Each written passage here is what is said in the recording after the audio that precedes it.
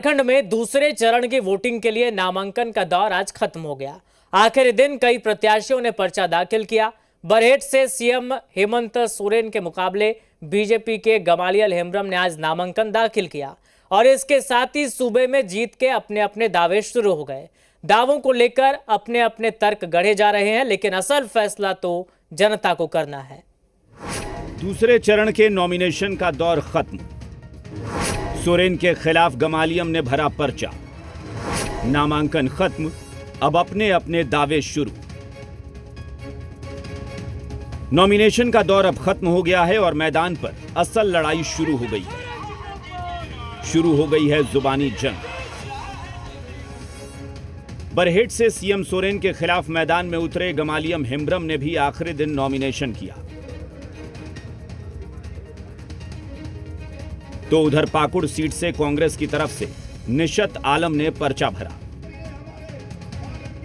चुनौती बड़ी है और चुनौती के सामने बरहेट विधानसभा की जनता खड़ी है और टक्कर हमें नहीं देनी है, बरहेट विधानसभा की जनता को टक्कर देनी है। जीत के प्रति हम लोग 100% आश्वस्त हैं, क्योंकि 25 साल के कार्यकाल का अगर आकलन किया जाए बरहेट विधानसभा के अंतर्गत, तो आज भी वो मूलभूत सुविधाओं के लिए अभी वंचित है।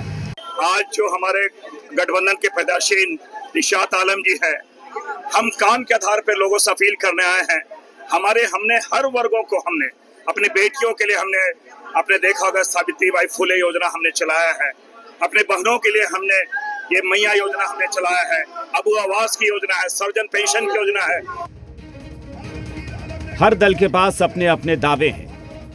मसलन बीजेपी को लगता है कि आदिवासियों और पिछड़ों का फीडबैक जो उनके पास है उसमें कमल खिलने की उम्मीद है। वहीं जेएमएम को यकीन है कि जनता जुमलों में भरोसा नहीं करती है।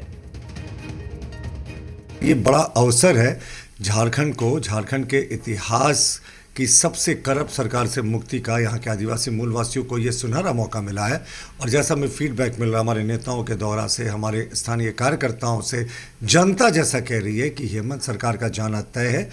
जो सुनामी और जो एक राजनीतिक तूफान दिखता है ना, उन लोगों को भी दिख रहा होगा। बरहेट में उम्मीदवार नहीं मिला इन लोगों को। आखिर में कैसे फिर पैसे की लेन देन करके जो हम लोगों को जानकारी मिली है, तब कोई कैंडिडेट मिला है। कई एक क्षेत्र में इस तरह की बातें हैं। वहीं इंडिया ब्लॉक को यकीन है कि 5 साल के सोरेन सरकार में जो काम हुए हैं उनका फायदा चुनाव में मिलेगा।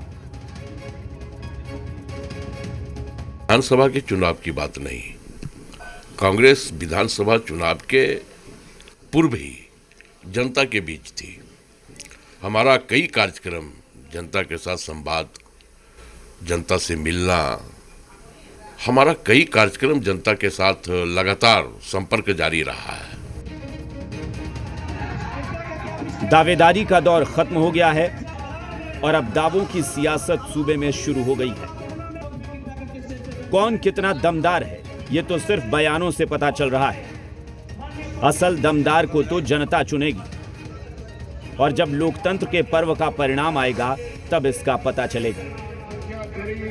ब्यूरो रिपोर्ट, जी मीडिया। झारखंड में विधानसभा चुनाव के लिए नामांकन का दौर आज खत्म हो गया। इसी बीच शराब घोटाला मामले में ईडी ने राजधानी